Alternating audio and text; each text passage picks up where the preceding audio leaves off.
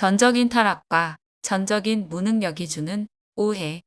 칼빈주의의 5대 강령 중 첫 번째로 나오는 전적인 타락과 전적인 무능력에 대해 생각해 보자.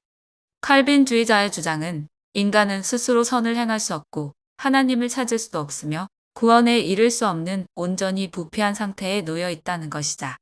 그러나 이것은 인간을 부정적으로 보는가, 긍정적으로 보는가에 따라 달라진다. 컵에 물이 정확히 반이 들어있다. 어떤 이는 컵에 물이 반밖에 없다고 말하고 어떤 이는 컵에 물이 반이나 남았다고 말한다. 둘 다 사실을 말했으나 그 상태를 어떻게 보느냐에 따라 설명은 달라진다. 인간의 상태를 보다 긍정적으로 보는 입장은 알미니안주의자가 되고 보다 부정적으로 보는 입장은 칼빈주의자가 된다. 그러나 칼빈주의자도 알미니안주의자도 인간이 타락했다는 사실은 모두가 인정한다. 인간은 선을 행할 수 있는 자유의지가 있다고 생각한다. 그러나 인간이 스스로 하나님을 찾고 구원에 이룰 수 있는 능력을 가지고 있다고는 생각하지 않는다. 인간이 스스로 하나님을 찾아서 구원에 이를 수 있는 능력을 가지고 있다면 구태여 자신의 독생자이신 성자 하나님을 죽기까지 내어주는 일은 하지 않았을 것이다. 신이 지금도 충분히 좋은 방법이 있는데 최후의 방법을 선택하지는 않을 것이기 때문이다. 요한복음 1장에서 참빛 곧 세상에 와서 각 사람에게 비추는 빛이 있었나니 그가 세상에 계셨으며 세상은 그로 말미암아 지은 바 되었으되 세상이 그를 알지 못하였고 자기 땅에 오매 자기 백성이 영접하지 아니하였으나 영접하는 자 곧 그 이름을 믿는 자들에게는 하나님의 자녀가 되는 권세를 주셨으니 위의 구절에서 말하듯이 하나님은 각 사람에게 하나님을 알게 하는 빛을 비추고 계신다. 고린도후서 4장에서도 말한다. 어두운 데에 빛을 비추라 말씀하셨던 그 하나님께서 예수 그리스도의 얼굴에 있는 하나님의 영광을 아는 빛을 우리 마음에 비추셨느니라. 로마서 1장에서 말한다. 이는 하나님을 알만한 것이 그들 속에 보임이라. 하나님께서 이를 그들에게 보이셨느니라. 창세로부터 그의 보이지 아니하는 것들, 곧 그의 영원하신 능력과 신성이 그가 만드신 만물에 분명히 보여 알려졌나니 그러므로 그들이 핑계하지 못할지니라. 위의 말씀들은 성자 하나님이 빛으로 이 땅에 계셔서 하나님을 깨달아 알게 하는 빛을 우리 마음에 비추고 있다고 말함으로써 인간에게 이 빛이 비추어졌을 때 그것을 깨달아 알 수 있는 능력이 각 사람에게 있다는 것을 말해주고 있다.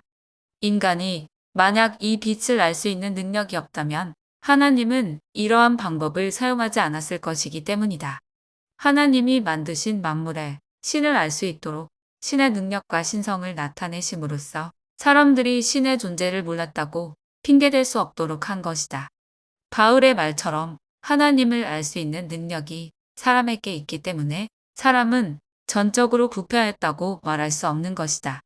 만약 인간은 전적으로 타락하였고 하나님을 알 수 있는 능력도 없는 전적으로 무능력한 상태에 놓여 있다면 하나님을 믿으려고 노력했지만 믿을 수 없었다고 핑계를 댈 수 있기 때문이다.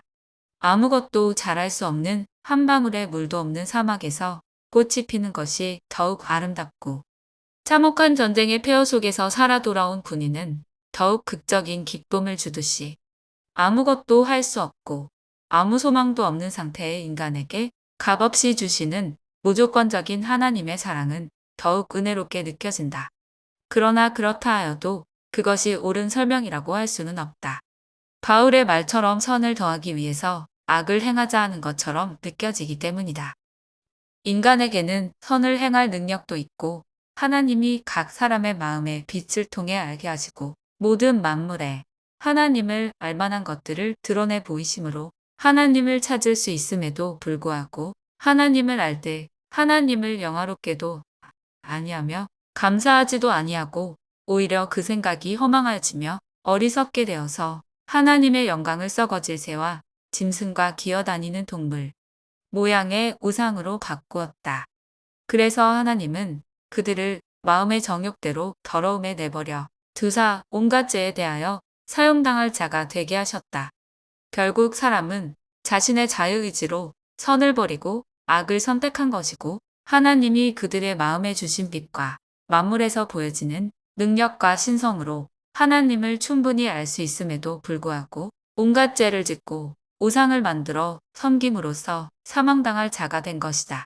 하나님은 이렇게 사람에게 충분한 시간과 기회와 능력을 주셨으나 사람이 스스로 그것을 저버렸기 때문에 하나님의 심판은 정당성을 가지는 것이고, 이처럼 하나님이 정의롭고 공정하기 때문에 타락한 세상을 심판하실 수 있는 것이다. 하나님이 불의하시면 어떻게 세상을 심판할 수 있겠는가? 인간 각자가 자신의 자유의지의 결과로서 전적으로 부패한 상태가 되었다면 그런 인간들을 징계하고 심판하는 것은 정의로운 것이나, 이미 태어날 때부터 전적으로 부패한 상태여서 선을 행할 수도 없고 하나님을 찾을 수도 없었다면 그런 인간을 향한 하나님의 심판은 정의롭지도 못하고 공정하지도 않은 것이다. 정신장애인이나 중증 치매 환자의 결정은 법적인 효력이 없다는 이유도 이와 같이 공정하지 못하기 때문이다. 어떤 칼빈주의자들은 이렇게 말한다. 모든 사람이 자신의 죄 때문에 벌을 받는 것이다. 그중 며칠 선한 재판장이 긍휼을 베풀어서 죄를 면하여 준다면 그것은 선을 베푼 것이다. 나머지 죄인들은 자신의 죄에 대한 처벌로 형벌을 받는 것이니 지극히 정의로운 것이다. 맞는 말이다.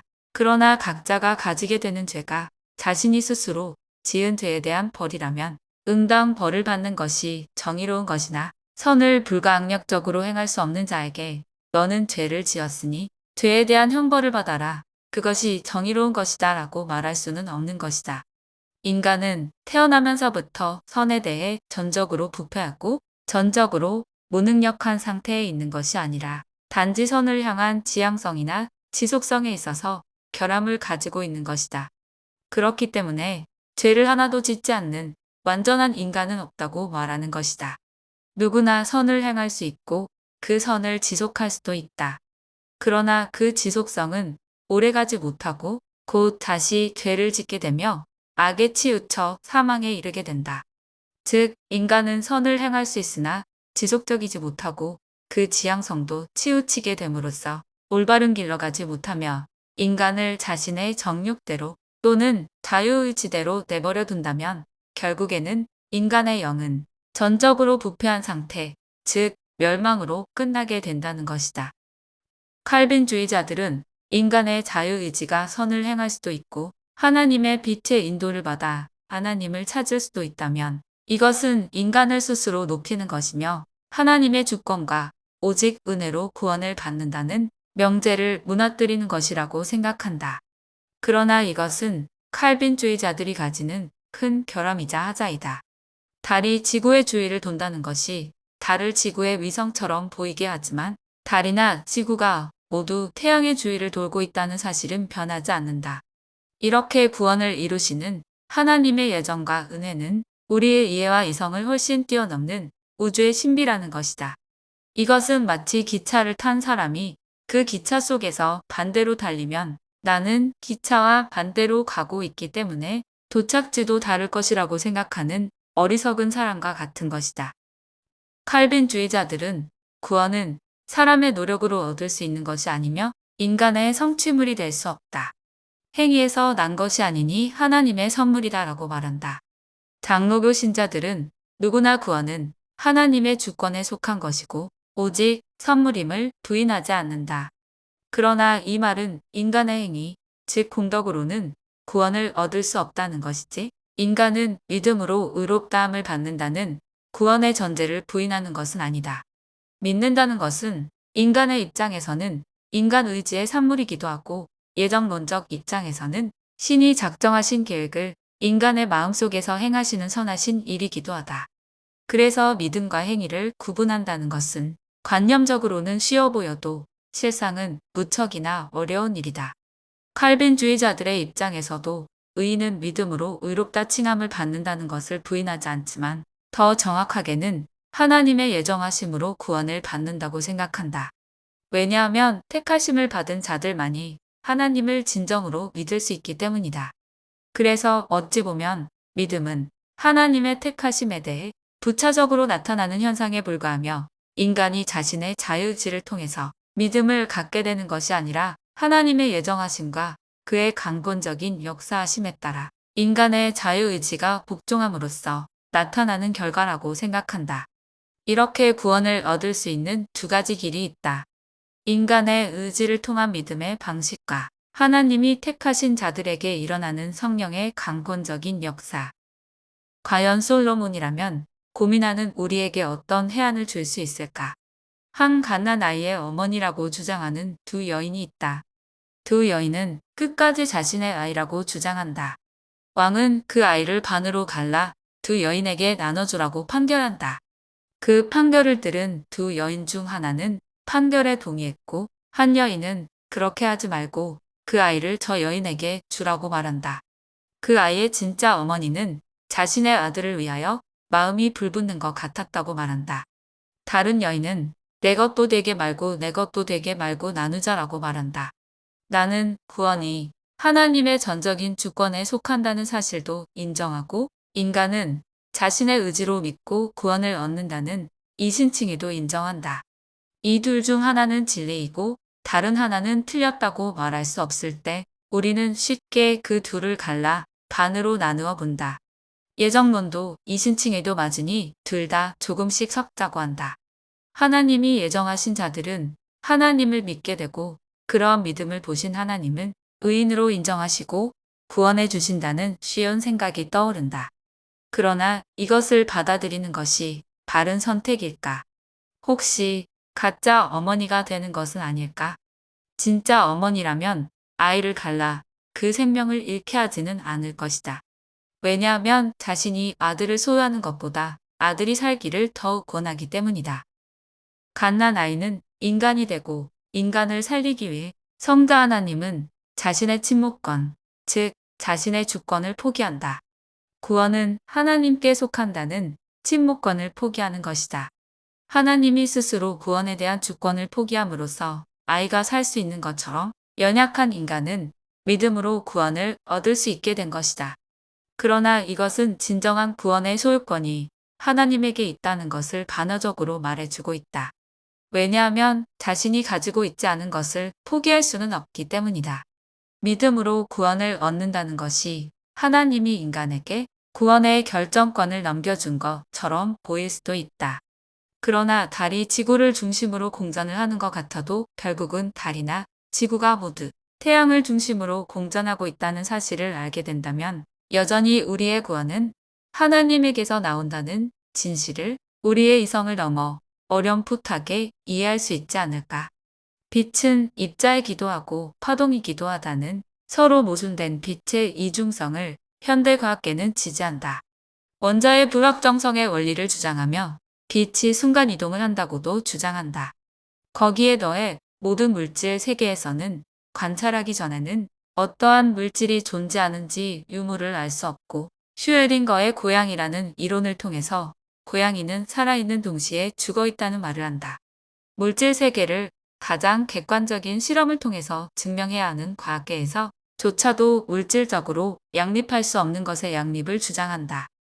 구원의 결정권은 하나님에게도 있고 인간에게도 있다는 양립할 수 없는 신앙적 양자역학을 설명할 수는 없지만 존재하는 많은 현상 중에 하나라고 나는 생각한다.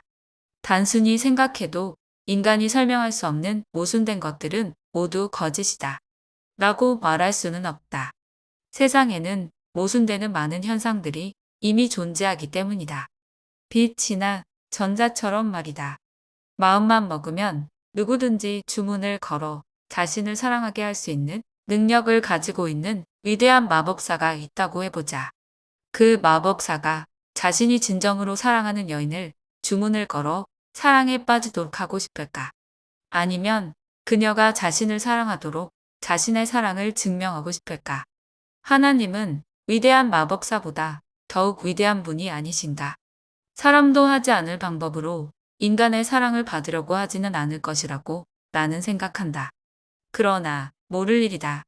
인간이 너무나 타락해서 신의 전적인 도움이 없이는 신을 사랑할 수 없다면 말이다.